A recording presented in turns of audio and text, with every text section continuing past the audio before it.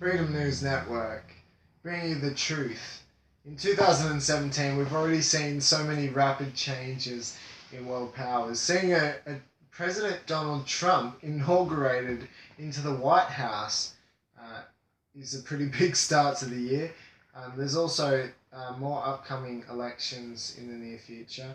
And many have commented that this movement, this Brexit movement, and followed by this win by Donald Trump, this patriot American, and people are arguing that this could be a movement that may even continue on into the rest of Europe and even Australia, little old Australia. A lot of people have a lot of criticism for Donald Trump, and many would argue that this is because they have confused his patriotism with racism, something that even the media haven't even been able to define properly.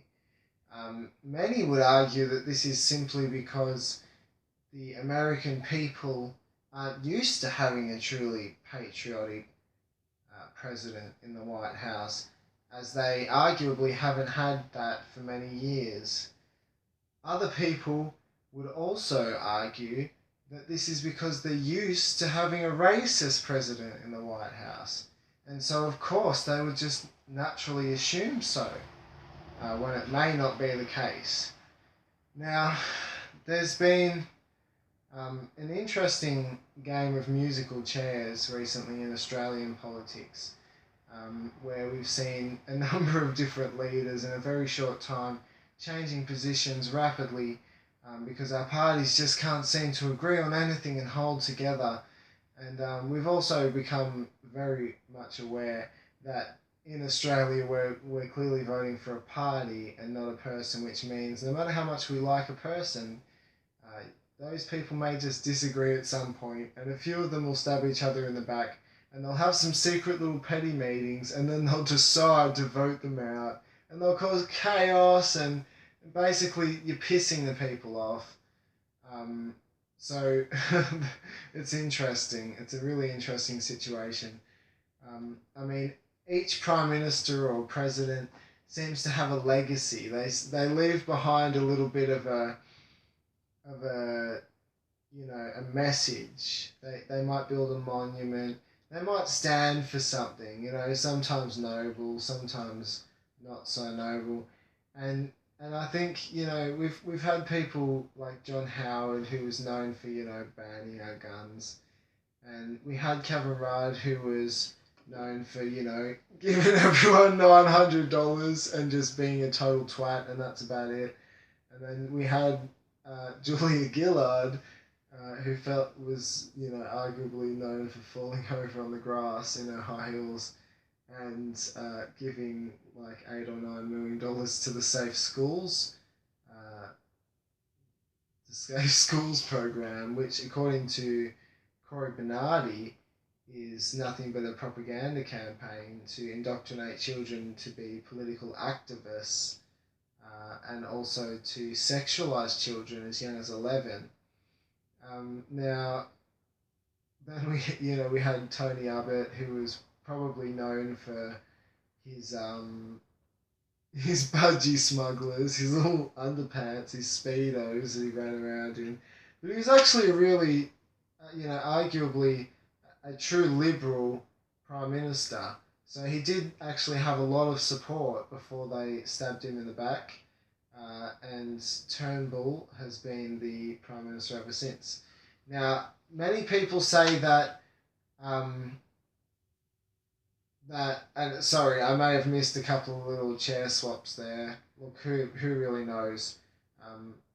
It's too chaotic to explain to you right now. Now it sort of leads me to think, who's going to be the next prime minister, and what will their legacy be? I won't comment on what I think the legacy of Turnbull is up until the end of his reign or his service, and then I will comment on that. But up until then, it just makes me wonder, what will be the legacy of the next prime minister?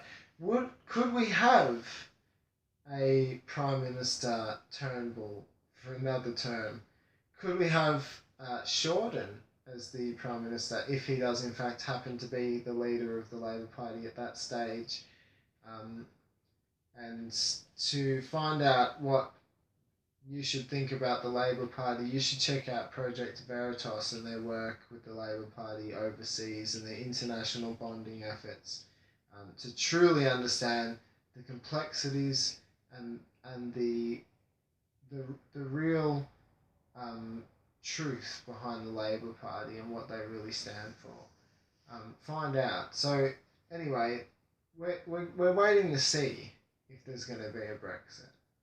We're waiting to see if there's going to be this revolution where the conservative values seem to trump the rest. And people with traditional values stand up and say, well, no, the majority of us still do believe that. And that's okay, because it's okay to disagree. And we can still get along just fine and have different political views. It doesn't have to be a screaming match. I mean, we've been absent a little bit from YouTube recently. We've been doing a lot more on social media. We're on Gab, and check us out. There's a lot of controversial going ons happening, and so we're working on some different pieces and some activism ideas and how we can really get the message out there. But I mean, I encourage you to make your own videos. Send them to me. I'd like to see them. Post them on YouTube. Get the word out there. Speak that we the people should vote in somebody in the next election that's for us and our rights and our constitutional rights, and somebody who listens to the people and what we want and serves the people. That's who we need in Parliament. So it'll be interesting to see what happens and what also happens in Europe, whether it is a continued shockwave in France and other places, this Brexit movement, where the people do seek to claim back some of their rights. So yeah, let me know, comment, let me know what you think. I'd be interested to know. We're working on another project where we're planning to post very regular, short videos. I know some of my videos can be a little bit long-winded, but I try to get as much information in as possible. I mean, it's really interesting what's happening in Australian politics at the moment with Cory Bernardi leaving the Australian Liberal Party and starting what's called the Australian Conservative Party.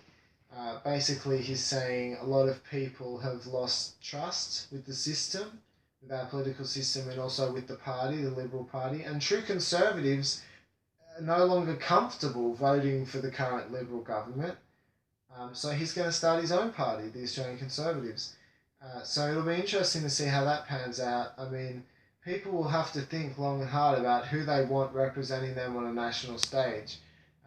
The American people, a lot of people love Donald Trump, and most people voted him in, or certainly most delegates. So he's certainly the official president of the United States at the moment. But we need to think long and hard about who we want representing us as a country. Somebody who has our best interests at heart. Somebody who makes decisions for the people and our rights, and not for their own selfish gain. So, I'm going to be following closely from now on what's going on in Australian politics, and I'm going to be doing a lot more short videos and a lot more news roundups, and I look forward to your support. Subscribe, share, like this video, comment. We'd love to hear what you think. And don't forget to click the little bell next to the subscribe button, which allows you to see each video as we post it.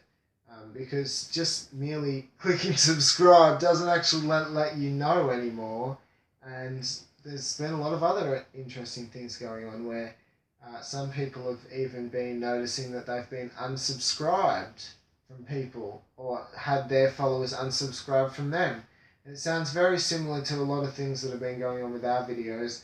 As you know, I'm not going to complain again because I have done so many times in the past, but I will just quickly mention that yes, they are still screwing with our views. They're still jumping up to the thousands and then down to the hundreds and then pausing at 79 and 89. And you know what? I don't care. Whoever's doing it, you're not going to win. We're going to keep posting. I invite you to join us. And God bless you and good night.